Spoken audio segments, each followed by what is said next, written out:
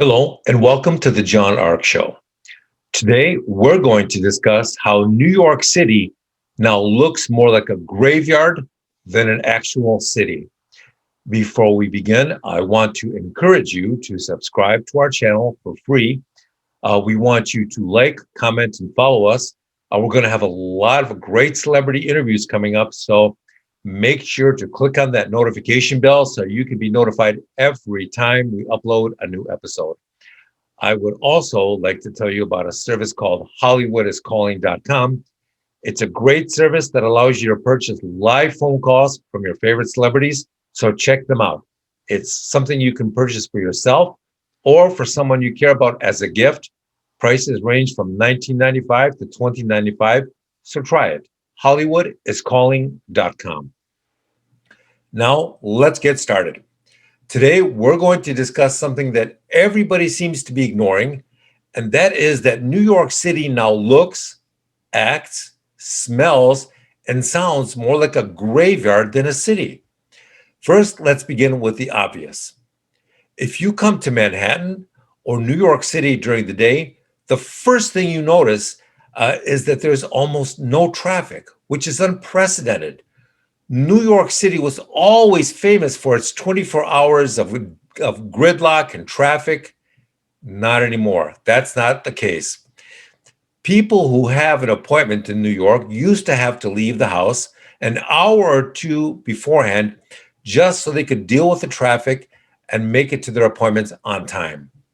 Now people say that there is no traffic and they can leave the house 15 minutes before their appointment and still get there on time.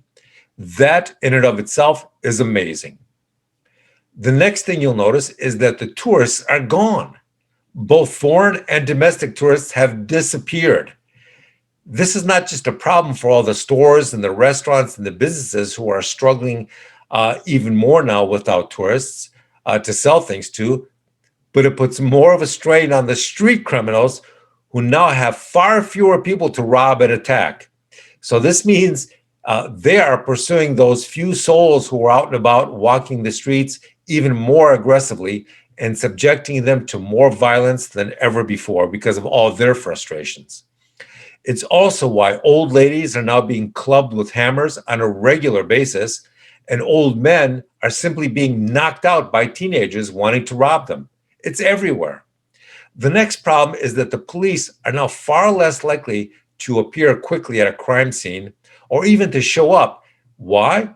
Because there are just fewer police officers working.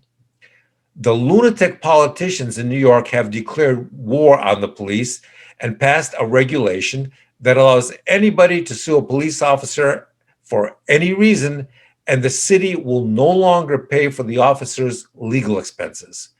That means the officer now has to hire his own attorney and pay for that attorney's expenses out of pocket.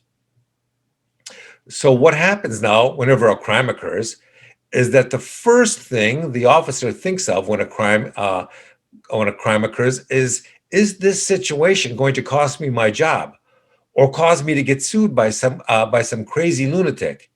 And that will impact how quickly they show up at the crime scene, how they respond at the crime scene, or even if they'll come to the crime scene. A lot of officers will simply turn their police car sirens on and then start driving slowly towards the crime scene, hoping that the criminals will run off before they get there so they don't have to deal with any lunacy when they arrive. The next reason New York is now a graveyard is that there are so many bodies everywhere laying around, and most of the time you can't tell if they're dead or not, or if they're just drunk or sleeping or drugged out. At least in a real graveyard, the bodies are below ground, but in New York, many of them are just laying around, and there are so many of them that people are walking around them, just ignoring them, and who could blame them? Do you think anybody wants to touch a body laying on the street if there's a possibility that it's just some crazy homeless person or drug addict who may jump up and start chasing you with a hammer or a syringe? Those syringe attacks are getting more and more common too. The next thing you'll notice about Manhattan and the rest of New York is that there's no more window shopping because most of the stores and restaurants are closed and boarded up. So you have this endless parade of boarded up stores and buildings and restaurants, which just creates another reason for tourists to disappear. The next graveyard-like quality that New York now possesses is silence. It is much quieter than it used to be, which is really very odd. New York used to be famous for all the loud noises, people yelling, car horns honking, and endless construction sounds. That's all gone now. It's amazing how much of the construction activity has disappeared or just died down. It's clear that very few people want to build or renovate anything new in New York now, and that in and of itself is also a very, very bad sign. Even though they plan to open things up this summer, you have to ask yourself, what effect will opening up have on the city? With all the newly bankrupt stores and restaurants and people, employees, what will there be to do in the city of New York? With tourism completely gone, all of that revenue will disappear too. There's a little bit of zombie tourism going on, but that's only comprised of a few people walking around and staring at all the empty places. These aren't actual real tourists who spend money. They're just people walking around stupefied and amazed at what's become of the city.